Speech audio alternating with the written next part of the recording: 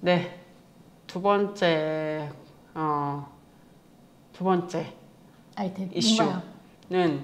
제가 이제 정부에서 이제 발표가 났던 것이 약물에 의한 낙태를 이제 좀 검토를 하겠다, 허용을 하겠다 그런 것들이 역시나 조국 이후에 조국 사면 그 다음날이었던 것 같은데 이것도 이런 발표가 됐습니다. 그래서 이제 요 논의들이 이제 이루어지기 시작할 것 같은데 또 여성계에서는 또 반가울 수밖에 없는 일이어서 그쵸. 이 이야기를 좀 해보려고 해요. 사실 뭐 미프진이라고 해서 약물이 그동안 좀 많이 얘기가 됐었고 소개가 됐었는데 이제 그게 도입이 되냐 마냐 그리고 또 낙태죄가 2019년 4월 11일 19년 4월 11일에 임신 중지 처벌은 위헌이다. 뭐 이런 얘기들이 좀 헌법재판소의 결정이 헌법 불합치 있었습니다. 결정이죠. 네, 불합치 결정이 있었고 불합치라면 이게 대체 입법을 해야 된다 이런 말이라고 들었습니다. 그래서 2020년 12월 31일까지 법 개정을 해서 다시 새로운 그런 기준을 마련해라라고 이제 결정이 났는데 그게 되지 않았죠. 되지 않고 법 자체가 일몰됐죠. 공백으로. 그래서 2021년 1월 1일자로 그 낙태죄가 효력 상실을 하면서 근데 그 효력 상실이 된 상태로 2025년까지 지금 6년?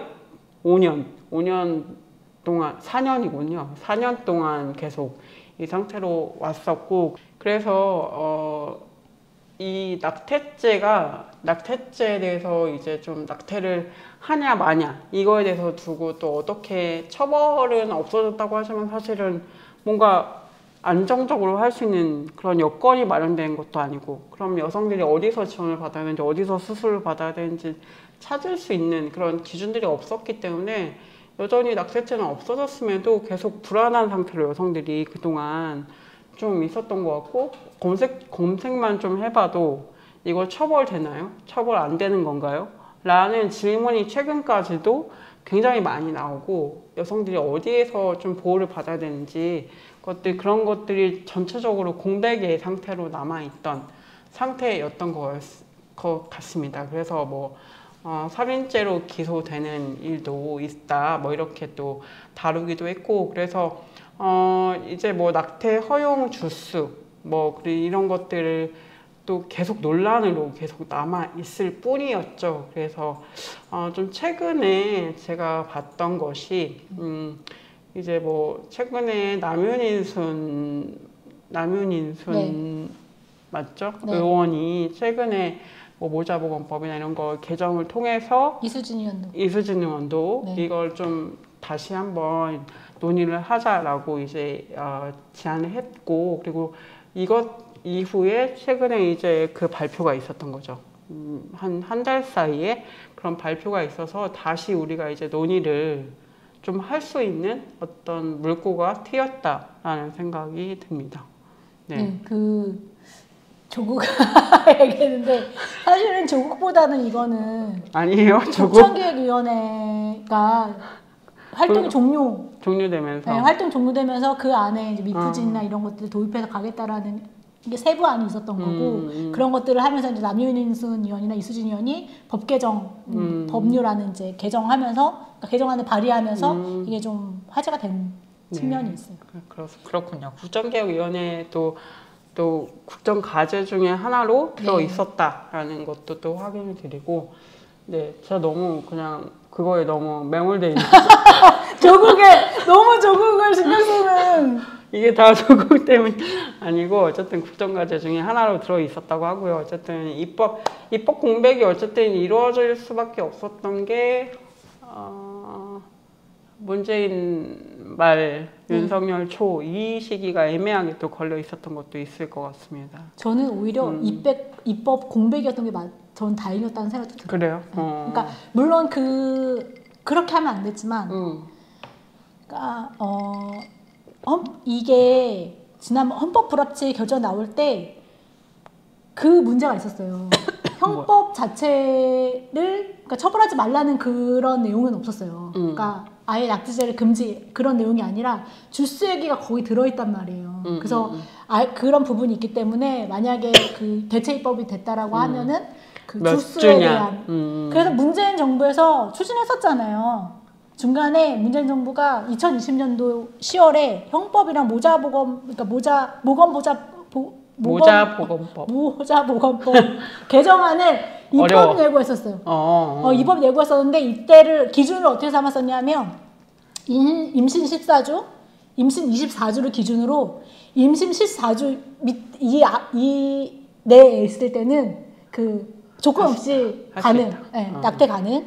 그리고 이 중간에 있을 때는 24주랑 14주 중간에 있을 때는 조건부라 하면 어떤 조건인가요? 예를 들면은 뭐 경제적 이유라고 하면 어떤 경제적 이유가 있는 건지 전문가들의 그런 걸 또 받아가지고 그런 조건에 따라서 낙태할 수 있다라는 거였고 24주 이후에는 낙태가 금지되는 거였어요. 그래서 여전히 그때 이제 기억하실 텐데 이거 문재인 정부가 만든 이 대체 입법은 낙태죄 부활이다. 맞아요. 이 얘기가 되게 많았어요. 그런 논란 이후에 이게 그 논란이 이제 되면서 무산되면서 이게 입법 공백으로 가게 된 거거든요. 그리고 나서 제가 어쩌면 좀 다행일 수 있겠다라고 생각된 게 만약에 윤석열 정부가 혹은 문재인 정부가 이걸 밀어붙였거나 했으면 분명히 주스가 들어갔을 거예요. 그렇죠. 근데 이번에 남윤순 의원이나 이수진 의원이 그 모자보건법 개정안만 올린 거는 없어요. 형법 개정안이 아니에요. 이거는 모자보건법으로 이걸로만 해서 주스에 대한 그게 아예 없다.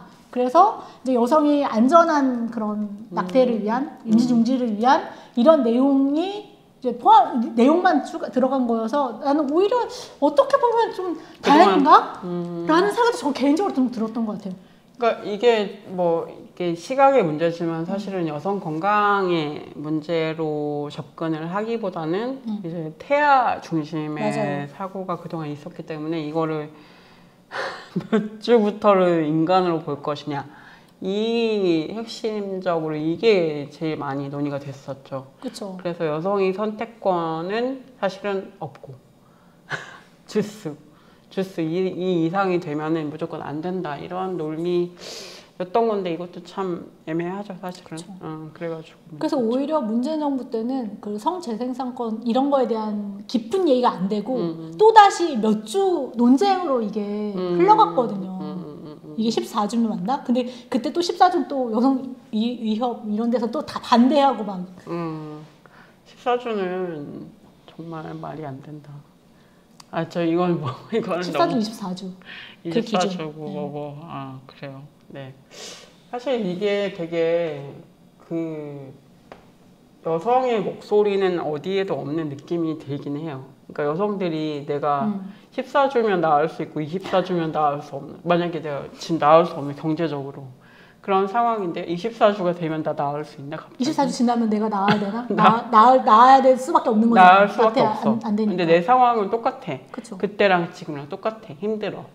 이게 참 어떻게 해야 될지 정말 난감한 상황일 수밖에 없죠. 여성들로서는. 그리고 장사님이 얘기했지만 이게 답답한 것 같아요. 그럼 또 그렇게 그런 얘기가 나올 거예요. 너가 임신한 지 24주 지난지도 몰랐던 거야? 이 얘기가 지금까지 뭐 있냐? 그러면 또 욕은 여성들이 먹는 거예요. 근데 임신된 지 모르는 분들도 많아요. 엄청 많아요. 왜냐면 생리를 안 하는 사람도 많거든. 아니 생리가 너무 불규칙해서. 현대 사회에서 생리 불순 아닌 여성 찾는 게 더 어려울 거예요. 그러니까 그냥 안 하나 보다.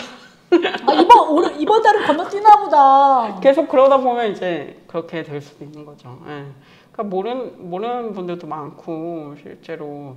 근데 이제 그런 것들을 너무 다 그냥 애매하면 여자 책임인 거지. 그러니까. 그냥. 네가 뭐 했냐, 왜 그것도 몰랐냐.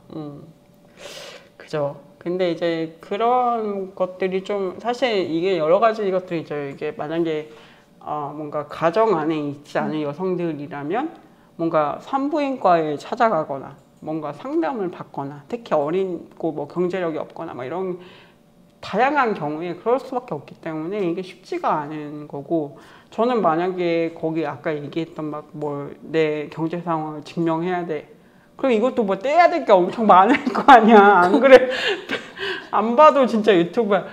떼야 될 게 엄청 많을 거 아니야. 뭐 어디 가서도 뭐 떼야 되고 뭐 어디서 뭘 뭐 해야 행정적으로 되고. 뭐 처리하는 게 있겠죠. 뭐 제출하고 이런 거 자료를 제출하려면 뭐 그런 게 진짜 귀찮은데. 그러니까 이게 그래서 공부에 있었던 거예요. 그러니까 예를 들면 이 미프진이나 이런 것들이 안 들어올 경우에 이제 그 뭐야 특히 이제 미성년 같은 그쵸. 경우에는 더 어렵잖아요. 그러니까 이게 낙태가 안 되고 그러면은 이 약이 없으면 어쨌든 산부인과 갈 수밖에 없는 건데 그러면 미프진 없이 가면은 비용은 더 맞아, 엄청 올라가고. 엄청 이게 늘어나는 거예요. 특히 아까 말씀하신 대로 대체 입법 우리가 안 됐었기 때문에 정확하게 모르는 거예요. 이게 사람들이 불안한 거지. 낙태죄가 지금 폐지되는 건가 안 되는 건가? 이것도 정확하게 이제 인지하지 못하지 없는 건데 지금은 처벌받지 않는 건데 이거에 대한 인지가 정확하게 안 된 부분이 있기 때문에 그거에 대한 그 낙태 비용은 점점 더 높아지고 맞아요. 이런 부분이 있었거든요. 그러면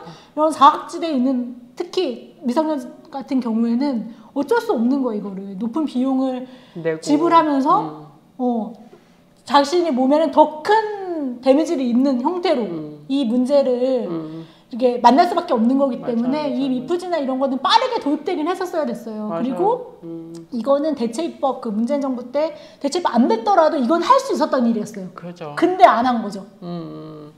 미프지는 우리만 안 쓰지 다른 맞아요. 사람들도 많이 쓰고 그런 거니까. 그리고 식약처에서도 안정성을 인증했었어요. 맞아요. 인증한 상태였는데도 문재인 정부에서 그거를 안 한 거예요. 그리고 윤석열 정부는 관심 없었고. 윤석열은 그거 할 때가 아니지 지금. 내라를 준비. 해외 순방 다니고 지금 쇼핑하러 다니는데 지금 할 게 얼마나 많았어요. 근데 어쨌든 그건 윤석열이 아니라 김건희가 관심이 없었네. 김건희가 관심. 애를 나는 강아지 개맥. 김건희 관심 없었던 거야. 진짜 우리 V 제로가 관심이 없었던 사안이네 이거는. 언니 좀 관심 좀 가지 그랬어 진짜. 어쨌든 그래서 이거는 빨리 도입됐어야 되는 맞아요. 문제였다. 맞아요. 지금도 사실 미프지는 도입이 될 수 있는 상황이었기 때문에 맞아요. 지금 또 그런 얘기가 나오는 게 자연스러운 어떤 방향인 것 같다는 생각이 들어요. 제약사에서도 이거를 계속 식약처나 이런데 계속 이거 허가해달라고 요청했던 내용이기도 해요. 그쵸. 그래서 못 구해서 막 해외 불법 사이트 막 돌아다니고 그런 분들이 많았죠. 그리고 그거 속이는 경우도 많았어요. 맞아요. 네. 가짜도 되게 파묻혔다. 그래서 누구지? 그 선생님이 산부인과 선생님이 이 낙태죄 관련해서 활동하시는 선생님이 얘기해 주기로는 그런 데서 사는 것 거의 대부분이 가짜다. 가짜의 가능성이 되게 높다고. 그래서 정확한 루트나 또 정확한 이거를 가지고 구매를 하셔라라고 얘기하시더라고요. 그러니까 어쨌든 이게 되게 여성의 건강과 밀접한 것인데 계속 이렇게 불안한 상태로 남아 있는 것, 이 공백을 좀 빨리 보완을 하고 말씀하신 대로 미프진이나 이런 것들은 도입될 수 있는 것들이기 때문에 빨리 도입이 되면 이게 뭐 지금 신생아유기가 엄청 늘었다고 어떤 보도도 있던데 어차피 못 낳는 사람들은 못 낳아요. 그치. 어차피 못 낳는 사람들은 못 낳아요. 그러니까 갑자기 뚝딱 물론 이게 선한 의지로 되는 것이 아니고 여러 가지 경제적 상황이나 물리적 상황이 갖춰져야 되는 거기 때문에 그거를 빨리 좀 보완해 주는 것들이 필요하고 우리나라는 낳을 사람들, 낳고 싶어 하는 사람들을 못 낳게 하고 아니 낳고 싶은 사람도 엄청 많아요. 지금 저희가 지난번에 동성 커플들도 얘기했지만 동성 커플이나 비혼 여성들 비혼 출산 하게 해달라. 근데 이거 못 낳게 하고 법제도 안 만들고 이거 왜 이러는 건지. 그러니까 빨리 실제로 일어나는 일들에 대해서 빨리빨리 보완을 해줬으면 좋겠다 그런 생각이 드네요. 네. 아니 원치 않는 임신은 14주 전에도 원치 않는 거고 24주 후에도 똑같아. 똑같은 거예요. 똑같아. 그쵸. 상황이 말씀하신 상황이 달라지는 것도 아니고 내 경제 상황이 뭐 갑자기 로또에 당첨되니까 갑자기 그런 것도 아닌데 그러니까 빨리 그거는 여성들이 선택을 할 수 있게 만약에 그렇죠. 너무나 불안한 상황이 되기 때문에 네, 그런 건 빨리 좀 선택하게 해줘야 된다라는 생각이 듭니다. 네. 우리 뭐 이런 거는 또 우리 국정 과제이기도 하고 또 우리 성평등적인 입장에서도 또 많이 숙고 뭐가 돼야 될 것 같다 이런 생각이 듭니다. 네. 또 혹시 하실 얘기가 있을까요? 근데 저 또 언론 쪽에 있으니까 검색해봤어요. 미프진. 검색해보고 미프진 검색해봤어요. 벌써부터 그런 낙태죄 폐지 6년 뭐 임신 중지약 미프진 들어오나 이러면서 미프진 도입에 의료계, 종교계, 시민단체는 반대 목소리를 내고 있다. 의료계에서 반대한. 대한의사협회는 국회에 제출한 의견서에서 미프진은 대량 출혈, 극심한 보통 등 심각한 부작용을 유발할 수 있고 불완전 유산 시 추가 처치가 필요하다라고 지적했다라는 게 이제 IT조선 이런 데서 이제 기사를 내기도 했고요. 그리고 또 찬반 팽팽. 이렇게 해가지고 다시 뭐 쟁점은 떠올랐고. 또 이제 아까 위에 똑같이 의학계나 시민 종교단체 등에서 첨예하게 찬반이 갈리고 있다. 이런 기사들이 이미 쏟아지고 있다. 그럴 수 있군요. 늘 그런 것 같아요. 저는 이거는 좀 약간 이상한 얘기일 수 있는데 낙태 수술 안 받는 사람들은 얘기 안 했으면 너무 극단적인가? 낙태 수술을 받을 가능성이 없는 분들은 얘기를 하지 말자. 너무 극단적이야. 너무 문제가 많은 발언 아닙니까? 너무 이거 페이부터 그대로 나가야 되는 거야. 극단적이야. 근데 이거는 낙태 수술. 그럼 군대 가지 않은 사람 얘기하면 안 되고 이렇게 되는 거잖아. 그렇네 또. 근데 낙태 수술도 안 좋아요, 여러분. 몸에 낙태 수술도 안 좋아요. 미프지만 안 좋은 게 아니라. 아까 우리 그때 얘기했는데 아까 촬영하기 전에 시작했는데 낙태를 하고 싶어하는 사람이 없어요. 그럼요. 여성 누가 낙태를 하고 싶어해요. 맞아요. 이 그러니까 이거를 좀 아셔야 돼. 반대하시는 분들도 여성들의 낙태를 하고 싶어서 임신을 합니까? 그건 아니라고요. 그런 건 아니죠. 그 예전에 우리 그 프랑스에서 배우법 통과했을 때 시몬 베유가 그런 말을 했다고 합니다. 제가 읽어드릴게요. 낙태 수술을 즐겁게 받는 여성은 어디에도 없다. 이 문제는 그저 여성의 말을 듣는 것으로 충분하다고 했잖아요, 이 양반도. 그러니까 여성에게 낙태는 비극이고 언제나 그럴 것이다. 근데 이게 물론 생명을 뭐 이렇게 하고 뭐 그런 것도 물론 슬플 수 있는데 여성 스스로도 자신의 그 몸 안에서 일어나는 일이잖아요. 이게 얼마나 안 좋겠습니까? 그런 걸 좀 생각을 해야 될 것 같아요. 이게 이미 헌법재판소에서도 이야기했던 거거든요. 헌법 불합치 결정 내릴 때 어떻게 얘기했냐면 여성들이 임신 종결한다는 의미는 어떤 거냐면 태아의 생명 박탈에 대한 윤리적 문제와 함께 출산 후에 양육을 부담해야 할 사회적 경제적 상황, 자신이 신체적, 심리적, 윤리적 부담을 포함하여서 태어난 자녀의 미래까지 고려한 결정이다. 그렇기 때문에 형사처벌하는 효과가 제한적이다. 그래서 낙태죄에 대해서 헌법 불합치 결정을 내린 거예요. 그 이후에 이미 다 써 있어. 그 낙태하는 게 여성한테 어떤 의미인지. 맞아요. 이게 이제 편하게 생각하시면 그냥 낙태 그냥 아무 생각 없이 한다라고 생각하시는 분들이 있는데 어떻게 그렇게 생각하셨죠? 그러니까. 본인의 막 배를 열어서 막 이거를 장기를 이렇게 하는 건데 어떻게 그렇게 아무리 뭐 이렇게 뭐 약으로 한다고 해도 그게 저는 수술 한 번 했잖아요. 수술 한 번 하면 몸이 어떻게 축나는지 요새 너무 느끼고 있거든요. 달리기를 못하더라고요. 달리기를 못하고 있어 지금. 2km 뛰면 막. 무슨 수술인지 얘기해줘야 돼. 무슨 수술인지 얘기해야 돼. 제가 나 뭐 있지? 담낭 제거 수술을 했어요. 그래서 이게 전부 개복한 건 아니고. 복강경 이런 걸로 복강경으로 했는데 복강경도 이렇게 힘든데 지금 개복을 할 수도 있고 그러는 거잖아요. 어쨌든 낙태 수술을 하면은. 선생님들. 남의 그 몸에 대해서 그렇게 쉽게 생각하면 안 된다. 이 수술 한 번은 되게 타격이 크고 거의 왜 옛날에 그죠? 낙태 수술한 거는 거의 임신한 것처럼 그렇게 몸조리를 해야 된다라고 얘기하는 경우도 많았는데 사실 낙태하면 거의 뭐 그렇게 못하잖아. 누가 낙태했다고 그렇게 챙겨주는 것도 아니고. 그러니까. 그래서 우리 사회가 이 미프진 도입과 함께 되게 많은 것들을 바꿔내야 하는데 말씀하신 대로 그 아이를 낳고 싶어 하는 사람들을 그러니까. 위한 제도를 만들어야 되는 것도 있고 맞아요. 그 더불어 피임이나 이런 거에 대한 교육도 맞아요. 진짜 그러니까 피임에 대한 인식을 좀 바꾸고 그거에 대한 성교육 이런 것들이 명확하게 필요하다라는 생각이 저는 더 많이 들긴 하더라고요. 제가 최근에 만난 그 성교육 하시는 그 선생님들 같은 경우에도 여전히 그런 피임이나 이런 것들에 대해서 얘기할 때는 학교나 이런 교육 당국에서 약간 꺼려하는 느낌이 있다. 이런 얘기가 있는 거잖아요.